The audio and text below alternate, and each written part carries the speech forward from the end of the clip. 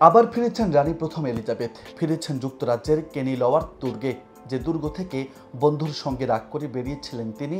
আজ থেকে ঠিক ৪৫০ বছর আগে শেষবারের মতো ওই দুর্গে যান এলিজাবেথ। ১৫৭৫ সালে এই দিনে রানীর আগমন উপলক্ষে মেতে উঠেছিল এই দুর্গ।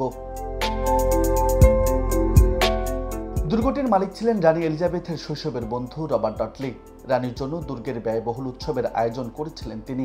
তার উদ্দেশ্য ছিল রানীকে প্রেম নিবেদন করা। বিষয়টি কানে যেতেই মহাবিরক্ত হন রানী। উৎসব বন্ধ করে ফিরে যান রাজধানীতে, আর ফেরেননি সেখানে।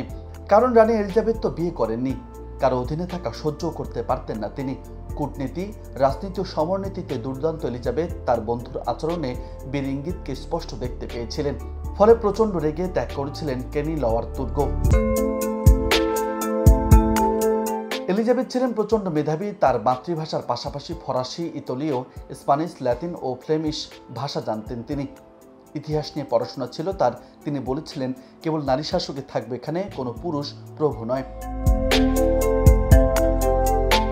বিয়ে নিয়ে তার একটি বিখ্যাত কথাও আছে, যা তাকে নিয়ে সিনেমাতে বলা হয়। তিনি বলেছেন, আমি বিবাহিত ইংল্যান্ডের সঙ্গে। কারণ অভিজাতদের মধ্যে দ্বিধা বিভক্তি নিয়ে আসতে পারে এমন একটি বিষয় এলিজাবেথের মাথায় ছিল।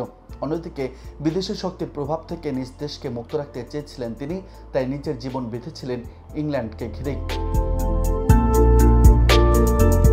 বিয়ের অনুরোধের জবাবে ১৫৫৯ সালে রানী প্রথম এলিজাবেথ বলেছিলেন, একদিন একটি মার্বেল পাথর ঘোষণা করবে একজন রানী দীর্ঘ সময় শাসন করে কুমারী অবস্থায় মারা গেছেন।